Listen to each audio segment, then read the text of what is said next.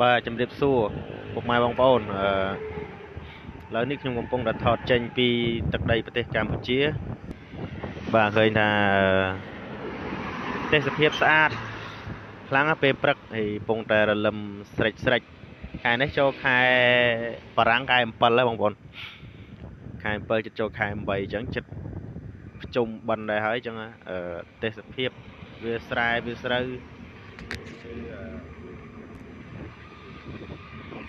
វាស្រែវាស្រូវគឺស្រស់ត្រកាលល្អខ្លាំងណាស់បងប្អូនអរគ្នាអានេះនៅបណ្ដោយផ្លូវកវ៉ាត់ក្រុងស៊ីជីនពីងផ្លូវមកពីនោះមកពីផ្លូវជាតិលេខ3ឆ្លងកាត់ទៅពលានថ្មីបងប្អូនពលានអាកាសយានដ្ឋានអន្តរជាតិថ្មីបាទឃើញថាទេសភាពស្រុកស្រែស្រុកស្រែទេសភាពផ្លូវកវ៉ាត់ក្រុងស្រុកស្រែត្រូវហើយស្រុកស្រែចំការនៅទឹកដីប្រទេសយើងគឺមិនអន់ទេបាទស្មៅខៀវសង្ងាត់ខៀវខ្ចីល្អមែនតើ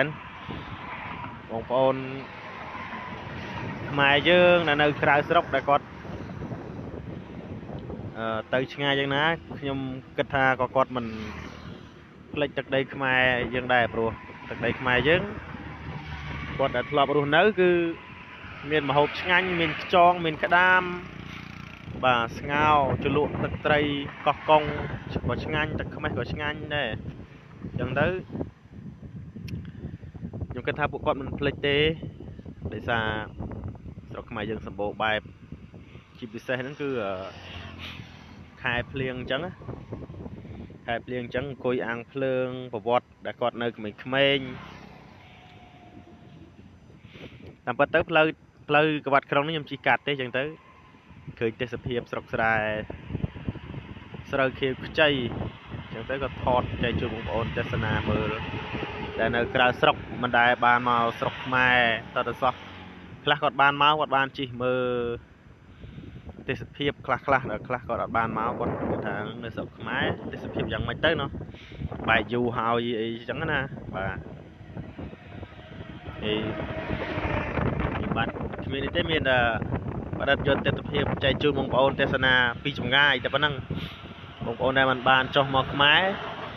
អាចមើលវីដេអូនឹងបានទេសភាពស្រុកស្រែជុំវិញនៅផ្លូវចាំមើលបើបងប្អូនចង់មើលទេសនា